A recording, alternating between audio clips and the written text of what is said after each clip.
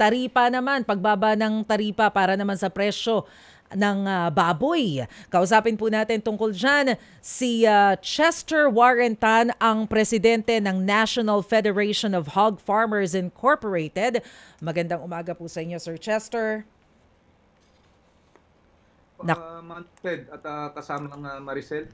Opo, magandang umaga po sa inyo. Sir, ano po ba ang tingin nyo dito sa sinasabi ng Department of Agriculture na reduced tariff rates o yung mas mababang taripa para dito sa mga imported pork para daw makontrol din yung presyo ng baboy dito sa pamilihan natin? Ano pong tingin nyo dito? Regarding po dito sa taripa, matagal na po nila inimpose yung lowering of tariff, no? So, kagaya po ng sinabi ni Manong Ted po kanina, katulad po ng sa bigas, kahit po binaba po yung taripa ay hindi po nagre-reflect sa mababang presyo sa ating mga consumer. Kaya nga po sa pag-aaral po natin, Ms. Maricel, kahit po nga gawin natin zero na yung tariff hindi pa rin po siya magiging epektibo. Oo. Bakit, ano po ba ang nagiging dahilan kung bakit po mataas yung presyo ng baboy ngayon? Pero before that, magkano po ba ang average na presyo ngayon ng baboy sa pamilihan? Ang isang dahilan po kaya mataas po yung presyo natin sa sa wet market sa ating mga consumer ay siguro yung programa po ng gobyerno ng food security ay may mga kakulangan pa po. Although in fairness po sa ating Department of Agriculture, Secretary Kiko, ay ginagawa naman po niya lahat ng paraan para maparami po ang produksyon ng ating pork dito domestically. Pero medyo may kulang pa po sa ating programa. Once po na parami po natin yung production natin, yun lang po ang magpapababa ng ating presyo sa merkado. Hindi po solusyon yung taripa, hindi rin po solusyon yung pag-i-import ng marami. Opo. Ano po ba ang average na price ngayon kada kilo ng baboy?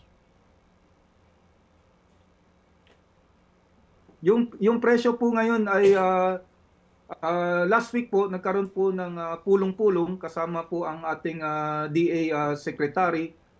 Napag-usapan nga po doon yung magkaroon ng MSRP, yung tinatawag na maximum suggested retail price. Pero hindi po muna to inimpose kasi po pag-aaralan po muna to, baka po hindi rin magiging epektibo. Ang napag-usapan po doon ay magsasacrifice po ng kaunti yung mga producer at ibababa po natin yung presyo ng 10 pesos to 15 pesos. Sana po naman magre-reflect ito doon sa ating merkado na bumaba rin po ang ating retail price dahil pag minsan po bumababa po yung presyo ng farm gate price, hindi naman po bumababa yung ating retail price. Pero tama po ba ito? Yung sa Pangasinan daw umaabot na ng nasa 400 pesos per kilo yung presyo ng baboy? Mahal doon Yes, tama po. Isa rin po sa malaking katanungan po natin na bakit umabot po ng 400.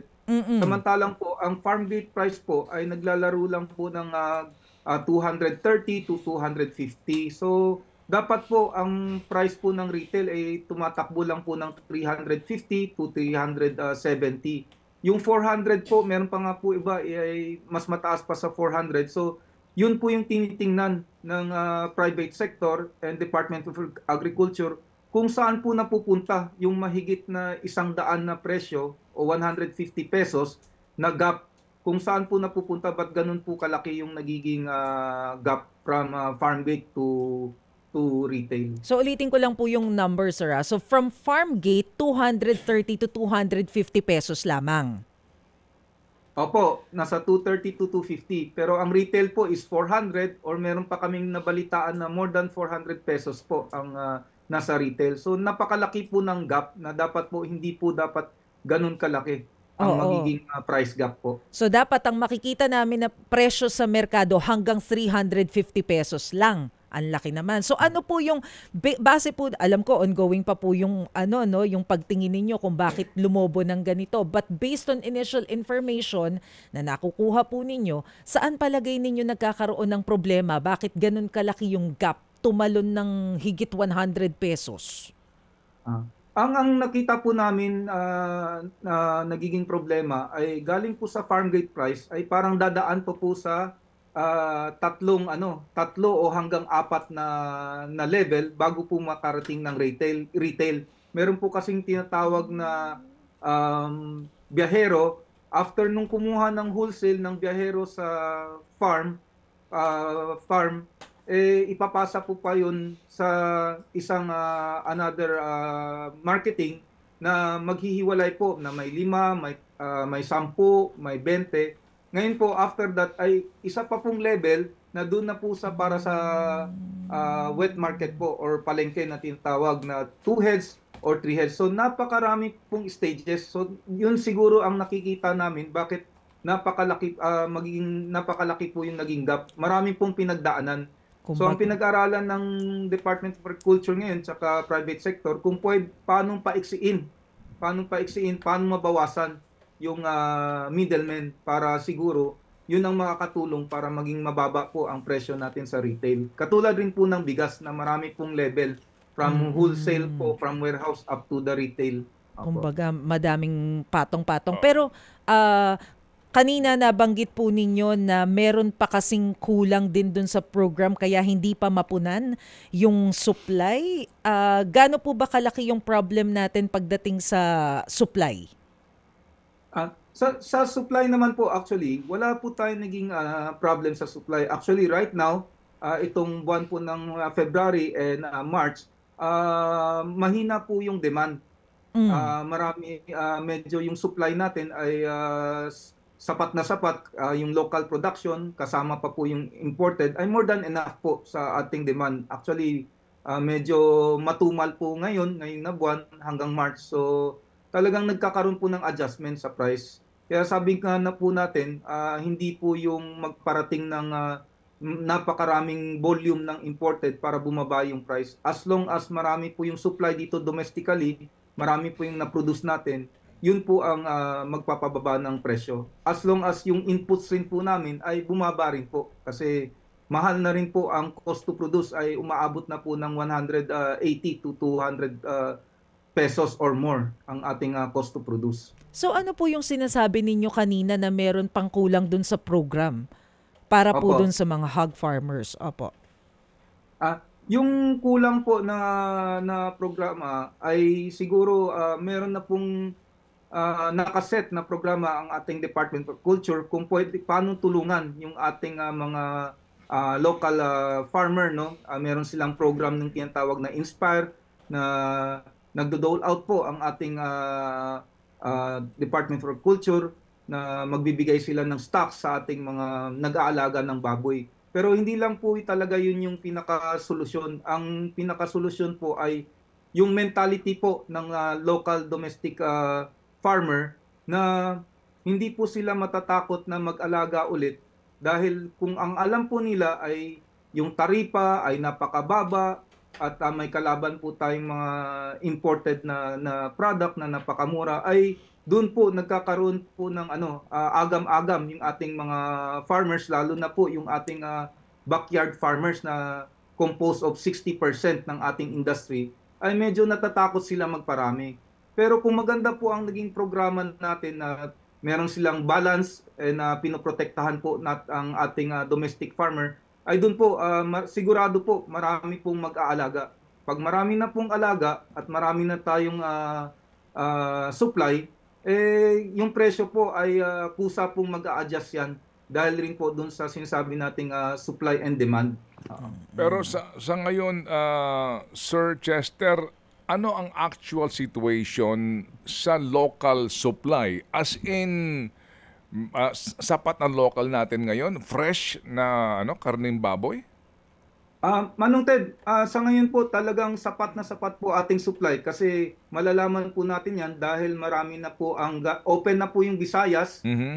Kasi sa loob ng 3 taon hindi po makapagpadala ang ating Visayas region, lalo na po yung Cebu province. Okay. Ngayong taon po ay binuksan na po yan ng Department of Agriculture.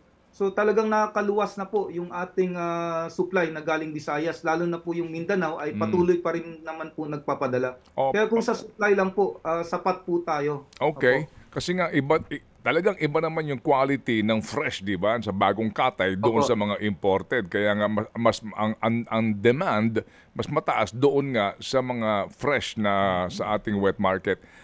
Chester, yung issue ng pocket ASF nandiyan pa rin.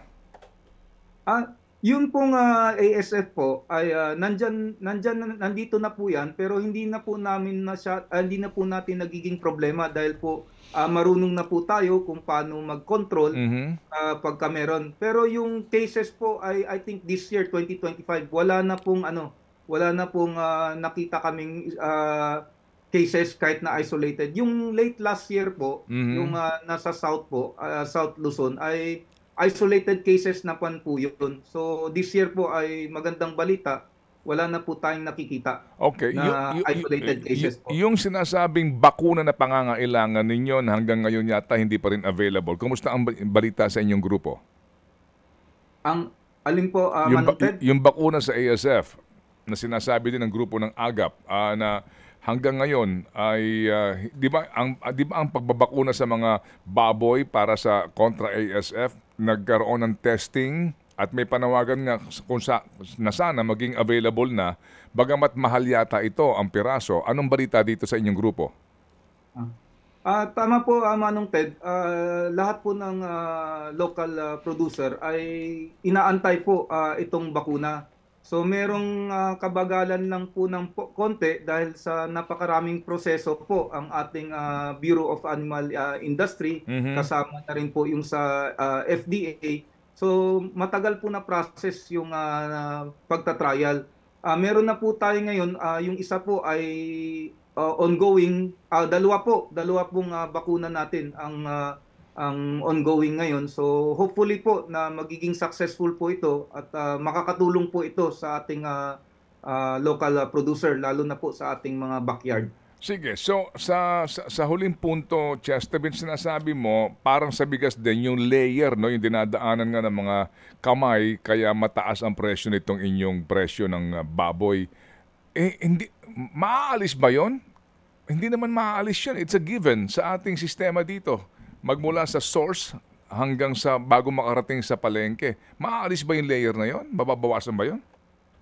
Ito po, Manong Ted, talagang itong buwan po hanggang Marso ay nagkaroon po ng direktiba ang ating DA Secretary Kiko na pagtulungan po namin kung paano po, tama po kayo, for so long po, ilang dekada na po, katulad po sa bigas, talagang napakaraming stages po na dinadaanan. Kung paano po gagawin yung solusyon sa bigas, siguro sa pork ay ganun rin po yung iniisip namin na kung paanong mabawas man lang po ng kahit isa o dalawang level Mhm. para po mapababa yung presyo. Kaya Tama nga. po, yan na po ang nakasanayan po Hindi sa nga, kasi nga, napakatagal na panahon. kahit sa Benguet vegetable farmers, 7 binilangan nila agot yan 7. Yung layer na dinadaanan yan, ang dami. Bago makarating sa, hindi sa talipapa, doon na sa main market dito. Ikaw mismo, Chester, nandiyan ka na lumaki sa industriyang yan. How can you go about it? Ano ang gagawin mo para mabawasan ka ng layer? Hindi naman nga rekta kayo na maaari makapunta mula sa Katayan papunta roon sa palengke. Opo, tinitingnan po ng solusyon ng ating Department of Culture ay gagawa sila ng isang programa na sila po ang kukuha sa farm at dediretso po sa slaughter. Pero ito po ay tinitingnan namin na baka hindi siya po magiging long-term solution. Mhm. Parang short-term solution siya, pwede. Baka hindi po masustain para mawala po yung tinatawag natin na biyahero, middleman at meron pang semi-middleman. So 3 o 4 na stages po. So ang titingnan po natin na maganda para mabawasan po yung presyo ay magkaroon po ng access yung itong mga retailer, magkaroon ng direct access na po sa mga ating producer. Kahit papaano po mabawasan po ng 1 o 2 level ay Aha. malaking bagay na po yung mabawas na 10 o 20 pesos na presyo kapag nabawasan po yung 2 level. Sige, so sa iyong palagay, 3 taon na lang sila. Kakayanin ba yan in 3 years? Hindi po natin masasabi, Manong Ted, kasi po yung issue po napapakinggan po namin lagi yung pag pinag-usapan niyo po yung sa bigas ay napakatagal na. Hanggang ngayon po ay hinahanapan pa rin ng solusyon. But rest assured, meron po kaming ginagawang draft ngayon. At pag natapos po yun, kayong unang-una po namin kontakin na ilalabas po namin yung aming suggested na solution. Hindi po namin sigurado kung maging epektibo. At least po, meron tayong parang suggested solution para mapababa po ang presyo. At saka ang importante lang talaga diyan, Chester, ay pakinggan kayo, no? Kayo na stakeholders, pakinggan kayo kasi kayo mismo ang apektado at kayo maalam sa isyung ito. 'Yun ang importante rito. Tama po, Manong Ted.